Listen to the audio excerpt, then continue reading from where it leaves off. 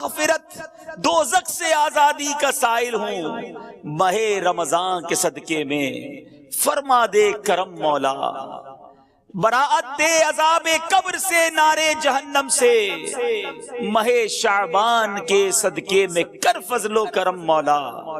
نہیں درکار وہ خوشیاں جو غفلت کا بنے سامان، عطا کر اپنی الفت اپنے پیارے کا تو غم مولا۔ اے میرے میٹھے اسلامی بھائیوں، آپ سب کو مبارک ہو کہ اللہ پاک کے کرم سے، اس کے فضل اور احسان سے ایک بار پھر رمضان المبارک تشریف لا رہا ہے۔ ابھی چند دن بعد ایک شام آئے گی جب نگاہیں آسمان کی طرف لگی ہوئی ہوں گی، چاند دیکھنے کی کوشش کی جا رہی ہوگی، ایک طرف سے آواز آئے گی، دیکھو وہ رمضان کا چاند نظر آ گیا۔ اس کے ساتھ ہی مساجد سے یہ اعلان ہونے لگیں گے، سب عاشقان رسول کو مبارک ہو، عظمتوں، رفعتوں، برکتوں، مغفرتوں والے مہینے رمضان المبارک کا چاند نظر آ گیا۔ انشاءاللہ اللہ نے چاہا جلد یہ اعلان سنیں گے انشاءاللہ۔ مرحبا صد مرحبا، پھر آمد رمضان ہے، کھل اٹھے مرجھائے دل، تازہ ہوا ایمان ہے، یا خدا ہم عاصیوں پر یہ ایک بڑا احسان ہے، زندگی میں پھر عطا ہم کو کیا رمضان ہے۔ اے میرے میٹھے اور محترم اسلامی بھائیوں، رمضان کی عظمت سمجھیے، رمضان کا مقام سمجھیے، یہ مہینہ رب کریم کی بارگاہ میں کس قدر بڑا مرتبہ رکھتا ہے۔ ہمیں شاید بہت سارے ناظرین کو یہ تو پتا ہے، قرآن کی یہ آیت بھی سنی ہوگی، شہر رمضان الذی انزل فیہ القرآن، رمضان کا مہینہ جس میں قرآن اترا۔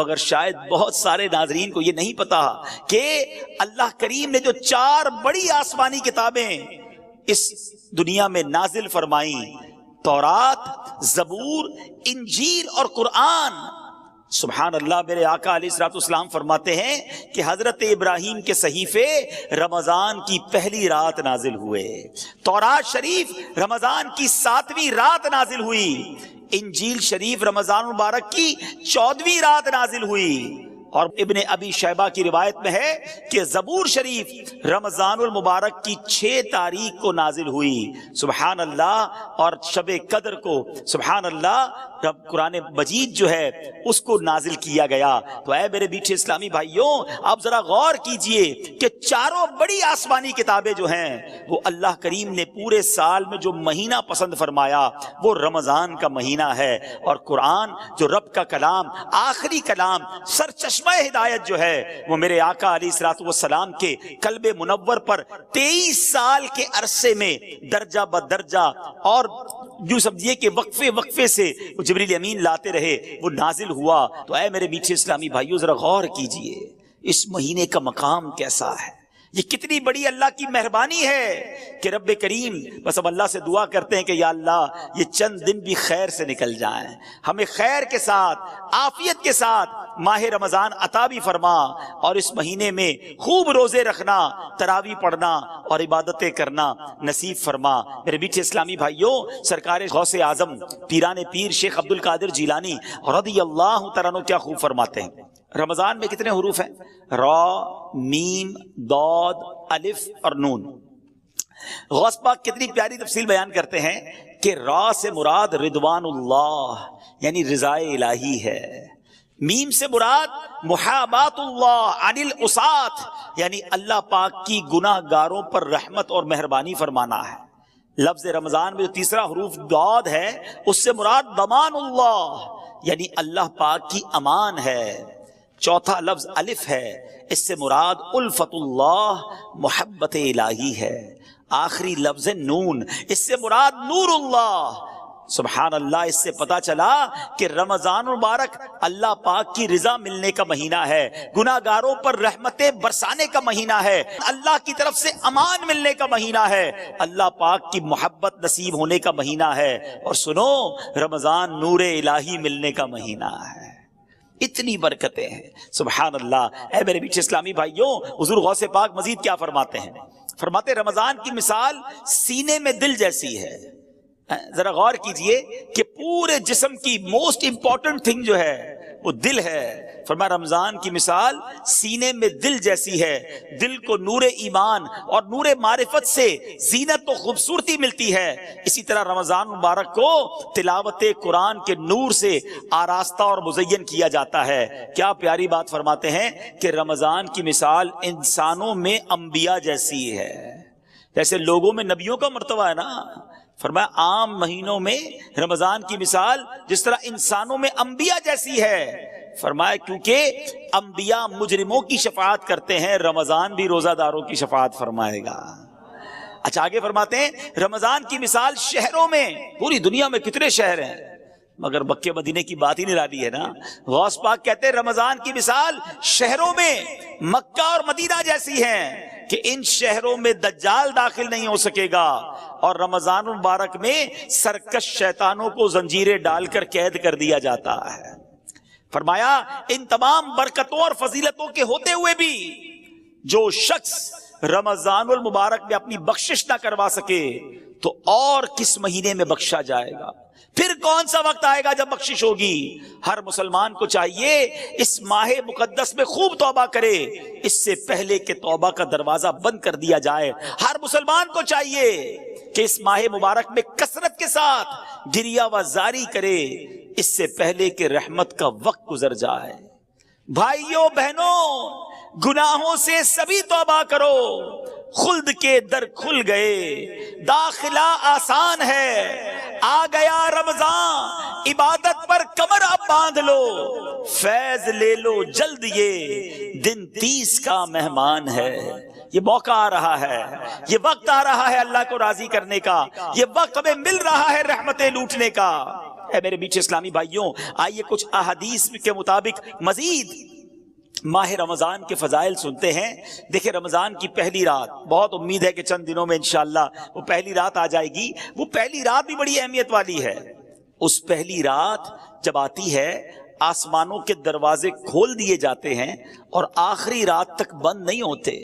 جو بندہ ماہ رمضان کی رات میں نماز پڑھتا ہے، اللہ عز و جل اس کے ہر سجدے کے بدلے اس کے لیے 1500 نیکیاں لکھتا ہے اور اس کے لیے جنت میں سرخ یاقوت کا گھر بناتا ہے۔ اے تراویحاں پڑھنے والوں تمہیں مبارک ہو، اے نمازیں پڑھنے والوں تمہیں مبارک ہو، اے رات میں عبادت کرنے والوں تمہیں مبارک ہو۔ ہر سجدے پر 1500 نیکیاں ہیں اور سرخ یاقوت کا گھر مل رہا ہے۔ جو ماہ رمضان کا پہلا روزہ رکھتا ہے، ابھی تو سٹارٹ ہوتے ہی دیکھو ہیں پہلے دن اور پہلی رات سے ہی برکتوں کا کیسا حال ہے۔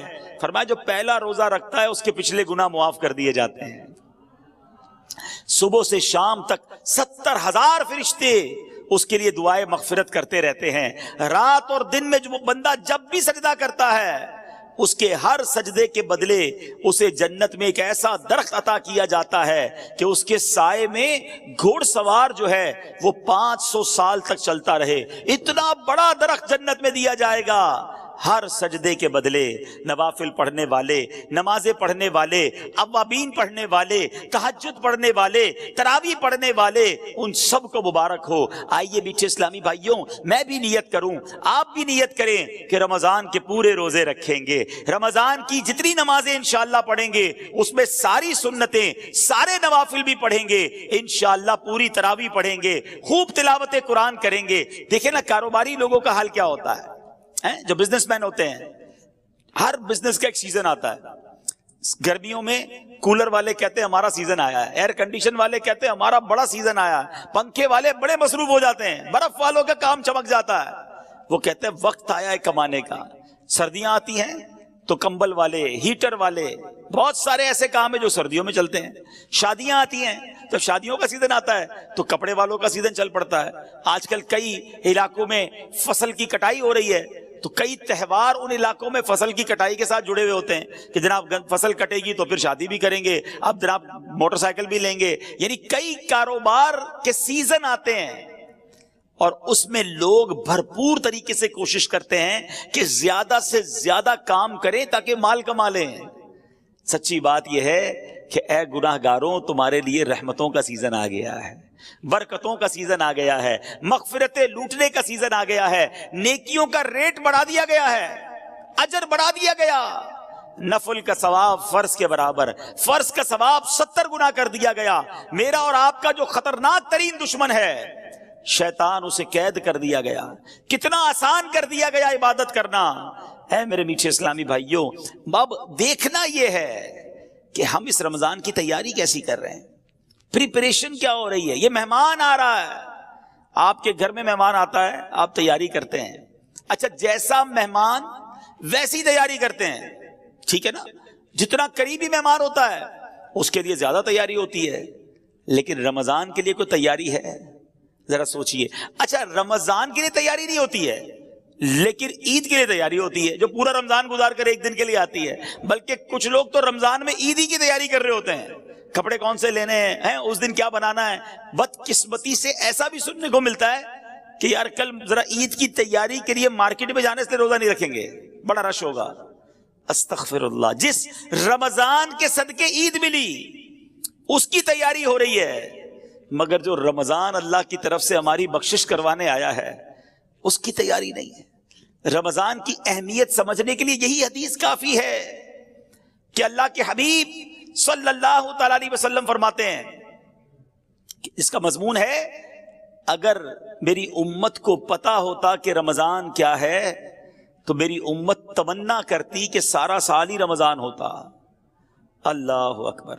اے میرے بیچ اسلامی بھائیوں، مولا علی شیر خدا کرم اللہ تعالی وجہ الکریم کیا کمال کی بات فرماتے ہیں، جس کا مضمون ہے کہ اگر اللہ کو اس امت کو عذاب دینا ہوتا تو اللہ کریم اس امت کو رمضان اور سورہ اخلاص نہ عطا فرماتا۔ یہ آیا اسی لیے ہے کہ میں اور آپ بخشے جائیں، ہماری بخشش کر دی جائے، ہمارے گناہ معاف کر دیے جائیں۔ دیکھیں نا، سارا سال میں اور آپ دعا کرتے یا اللہ سن لے، کرم فرما، ہم پر رحمت فرما، توبہ قبول کر لے، مغفرت فرما دے۔ یہ ایک بندے کی رب کی بارگاہ میں التجا ہوتی ہے نا، مگر رمضان میں معاملہ کیا ہوتا ہے کہ رمضان کی راتوں میں آسمان دنیا سے ندا دی جاتی ہے، رحمت کی صدا ہوتی ہے کوئی مانگنے والا کہ اس کی مغفرت کر دی جائے، ہے کوئی توبہ کرنے والا اس کی توبہ قبول کی جائے، ہے کوئی سوالی کہ اس کا سوال پورا کیا جائے۔ ادھر سے صدائیں لگائی جا رہی ہیں۔ پہلا عشرہ عشرہ رحمت، دوسرا عشرہ عشرہ مغفرت، تیسرا عشرہ جہنم سے آزادی کا عشرہ ہے۔ میرے میٹھے اسلامی بھائیوں ذرا غور کیجئے کہ رمضان میں مغفرتیں کتنی ہوتی ہیں۔ احادیث میں مضمون ملتا ہے کہ روزانہ افطار کے وقت 10 لاکھ گناہ گاروں کو جہنم سے آزاد کر دیا جاتا ہے، ڈیلی روزانہ۔ فرمایا کہ جب رمضان میں جمعے کا دن آتا ہے، جمعرات کی رات اور جمعے کے دن ہر لمحے 10 لاکھ بخشے جا رہے ہیں۔ اور پھر فرمایا جب رمضان کی آخری رات آتی ہے نا تو جتنے پورے مہینے میں بخشے تھے اس کی تعداد کے مطابق اتنے گناہ گار اور جہنم سے آزاد کر دیے جاتے ہیں۔ ہمارے کیلکولیٹر جواب دے جائیں گے، اتنے لوگ بخشے جاتے ہیں، اس میں بھی چند بد نصیب ہوتے ہیں جو نہیں بخشے جاتے۔ اور اس کے بارے میں آپ نے سن لیا شروع میں کہ جو رمضان کو پائے اور اپنی مغفرت نہ کروا سکے وہ ہلاک و برباد ہو جائے۔ اے میرے بیچ اسلامی بھائیوں، ہمیں پلاننگ کرنی ہے، ہمیں تیاری کرنی ہے کہ رمضان گزارنا کیسے ہے۔ آج گھر میں دعوت ہو تو کتنی بار گھر میں مشورہ ہوتا ہے، بڑی دعوت تو زیادہ مشورے کہ پہلے کیا کھلائیں گے، مہمانوں کو پہلے کیا پیش کریں گے، بعد میں کیا دیں گے، میٹھا کیا ہوگا، بٹھائیں گے کدھر، لسٹ کیا ہوگی۔ اور رمضان آ رہا ہے، اتنا بڑا مہینہ آ رہا ہے، اتنا بڑا ہمارے لیے مغفرت کروانے کے لیے رب کا احسان آ رہا ہے، اس کی کوئی تیاری، کوئی پلاننگ، کوئی مشورہ کہ کتنی بار تلاوت کروں گا، کتنے قرآن ختم کرنے ہیں، میں نے کتنے نوافل پڑھنے ہیں، میں نے کہاں کہاں اپنا وقت گزارنا ہے۔ الحمدللہ مدنی چینل پر جس طرح نشریات آ رہی ہیں، کون سے وقت کون سا میں نے پروگرام دیکھنا ہے، مدنی مذاکرے کے وقت کس طرح میں نے وقت نکالنا ہے، ارے ابھی سے پلاننگ کرو۔ اور سبحان اللہ، افطار کے وقت جو دعا مدنی چینل پر نشر کی جاتی ہے، خاص قبولیت کی گھڑیاں ہوتی ہیں، کروڑوں ہاتھ اٹھے ہوتے ہیں، نہ جانے کس کی آمین کے صدقے ہمارا بیڑا پار ہو جائے۔ تو ہمیں رمضان کی پلاننگ کرنی ہے۔ اچھا پلاننگ ہو رہی ہوگی کچھ گھروں میں، افطاری کا سامان کون سا لینا ہے، کون سی آئٹم افطاری میں بنانی ہے، سحری میں کیا بنانا ہے۔ کچھ کاروباری لوگ اپنا پلان بنا رہے ہوں گے کہ اسٹور میں کون سا مال بھر لیں تاکہ جناب ریٹ بڑھ جائیں گے پھر رمضان میں بیچیں گے۔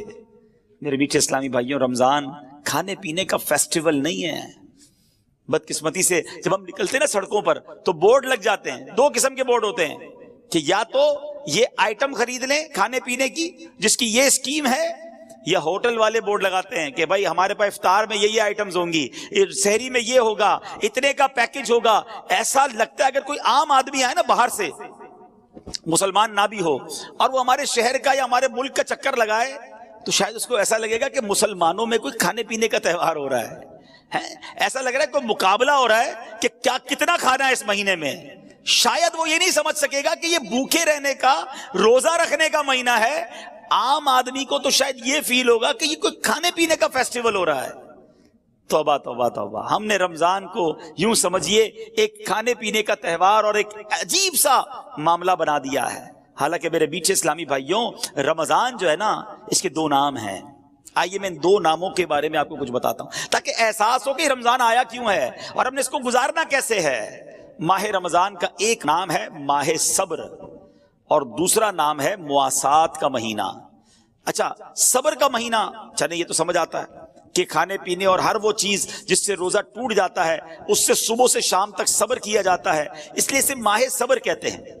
ماہ مواسات کہنا تو اس کا مواسات کس کو کہتے ہیں؟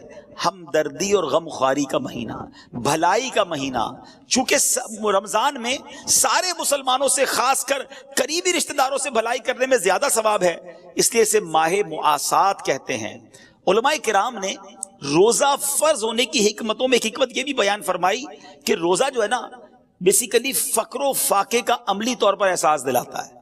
پریکٹیکلی پتا چلتا ہے کہ فقر کی زندگی کیسی ہے، فاقے کی زندگی کیسی ہے، یعنی غربت کیا ہے۔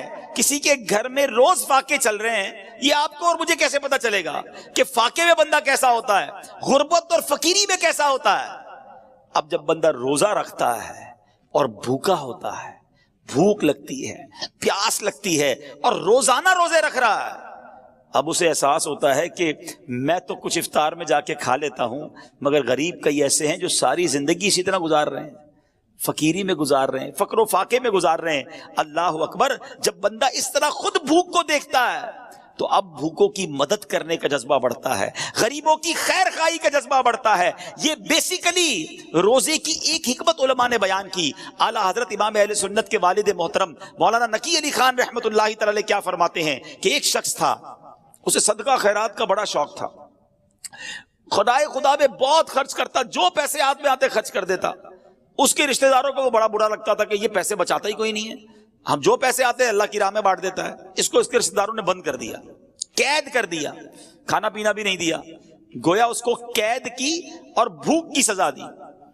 کچھ دنوں بعد وہ بعد آیا، جب اس کو اس قید سے نکالا کہ اب شاید صحیح ہو گیا ہوگا، اب اتنا خرچہ نہیں کرے گا اللہ کی راہ میں، وہ جیسے ہی باہر آیا، باہر آتی اس نے اور صدقہ و خیرات کرنا شروع کر دیا۔ تو رشتہ داروں نے کہا تمہیں سمجھ نہیں آئی، قید سے سبق نہیں ملا؟ کہتا واقعی سبق ملا، پہلے تو پیسے بانٹتا تھا، بھوک نہیں دیکھی تھی، قید نہیں دیکھی تھی، تنگی نہیں دیکھی تھی، اب اندر بند ہوا تو پتا چلا بھوک کیا چیز ہے، غربت کیا چیز ہے، تو اب تو میں اللہ کی راہ میں مزید خرچ کروں گا۔ اچھا، اس سے ایک اور بات سیکھنے کو ملی کہ روزے کی حکمت یہ ہے کہ ہم بھوکے رہیں۔ اب ادھر تو حال یہ ہے کہ بندہ سحری میں اس لیے زیادہ کھاتا ہے کہ شام تک بھوکا رہنا ہے، شام کو اس لیے زیادہ کھاتا ہے کہ سارا دن بھوکا رہا تھا۔ اتنی ساری آئٹمیں کہ جو پورے سال میں نہیں کھائی تھی۔ کچھ لوگوں کا تو رمضان میں وزن بڑھ جاتا ہے، ارے اللہ کے بندو روزے رکھنے تھے، تراویح پڑھنی تھی، یہ تو یعنی اتنا کھایا۔ اچھا، پھر 10-15 رمضان کے بعد آپ چیک کر لیں، ہاسپٹل میں لائن لگی ہوتی ہے، کسی کو ڈائریا ہو رہا ہے، کسی کا پیٹ خراب ہو گیا ہے، کسی کا گلا خراب۔ اچھا، 4-5-6 رمضان کے بعد آپ کو تراویح کے اندر کھانسیوں کی آوازیں آنا شروع ہو جائیں گی۔ کیوں؟ روزانہ افطار میں سموسے کھانے ہیں، روزانہ تلی ہوئی 4 قسم کی آئٹمیں کھانی ہیں، کچھ تو ہماری افطاری کی واجبات ہیں، یہ نہیں ہوگی تو لگتا ہے افطاری نہیں ہوگی۔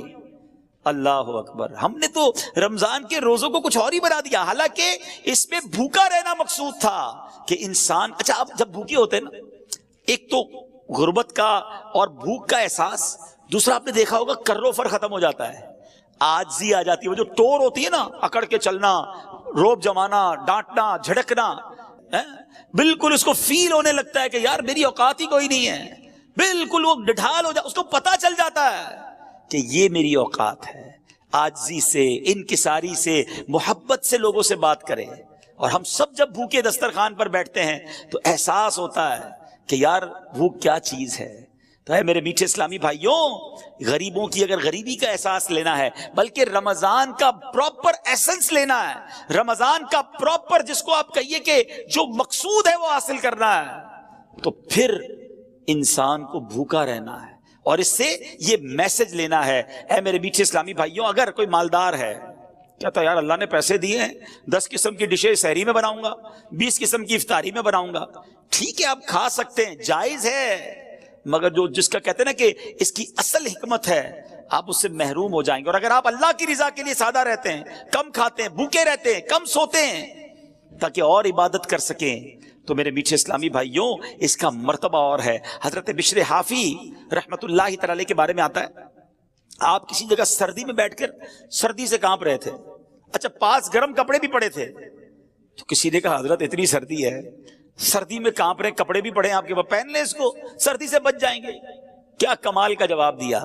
فرمایا پورے شہر میں سردی ہے، بہت سارے غریب ہیں جن کے پاس گرم کپڑے نہیں ہیں، اور میرے پاس اتنے پیسے بھی نہیں کہ سب کو گرم کپڑے پہنا دوں، کم از کم خود سردی میں رہ کر ان کی سردی کا احساس تو کر سکتا ہوں، غریبوں کے ساتھ اظہار یکجہتی تو کر سکتا ہوں. اب یہ اللہ والوں کا انداز ہے.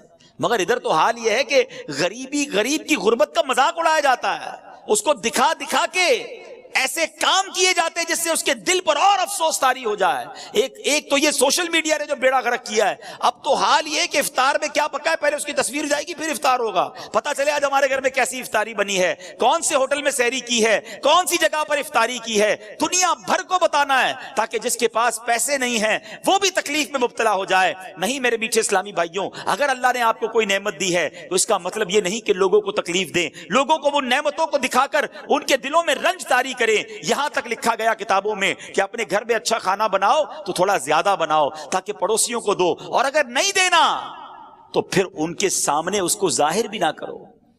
بڑے بڑے برگر، پیزا اور پتہ نہیں کیا کیا گھر پہ منگواتے ہیں، اور اس کے باکسز گھر کے باہر پڑے ہوتے ہیں. برابر والے کا بچہ غریب ہے، والد کو کہتا ہے ابو دیکھو پڑوس میں یہ آیا، ہمیں بھی یہ کھانا ہے. وہ والد کہاں سے کھلائے گا، اس کے پاس پیسے ہی نہیں ہیں. یا تو ساتھ دے غریبوں کا، اگر نہیں دے سکتے تو ان پر اور تکلیف طاری نہ کر دیں. اللہ کرے کہ یہ بات سمجھ میں آ جائے. یہ اپنی نعمتوں کا اظہار کر کے ایک بڑا نقصان پتہ ہے کیا کرتے ہیں، اس سے آپ حسد میں مبتلا، لوگ